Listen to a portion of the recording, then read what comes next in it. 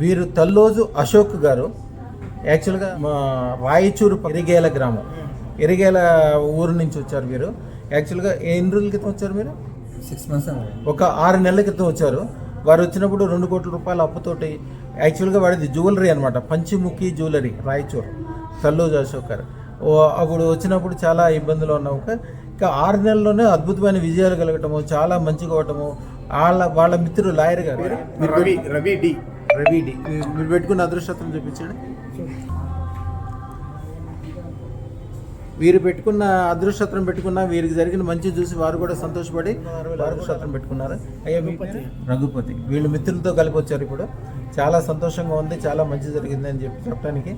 ఎప్పుడు కూడా ఏంటంటే అదృష్టం పెట్టుకున్నాక మీరు పెట్టుకోవడమే కాకుండా మీ పక్కన ఉన్న వాళ్ళకి 10 మందికి చెప్పాలి. అందరూ మంచిగా ఉన్నప్పుడు మనకు మంచిగా అవుద్ది. అందుకని వీరు మంచి ఉద్దేశంతో, వారికి కూడా మంచి ఉద్దేశంతో, మంచి స్నేహపూర్వకంగా వాళ్ళందరినీ తీసుకొచ్చి వాళ్ళకు కూడా ఇప్పించారు. వీరినే అడిగి ఏం జరిగింది, ఎట్లా జరిగిందో అడుగుదాం.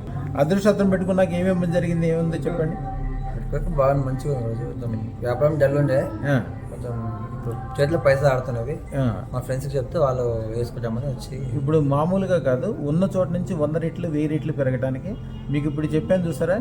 మీరు ఇప్పుడు ఎట్లా సంతోషంగా చెప్పడానికి వచ్చారో, అప్పులన్నీ తీరి హాయిగా ఉన్నాయి, చక్కగా ఉన్నామని. మళ్ళీ 100 కిలోల బంగారం కొన్నాను, మా ఇంట్లో 100 కిలోల బంగారం చేరుకుందని చెప్పడానికి మళ్ళీ మీరు వస్తారు.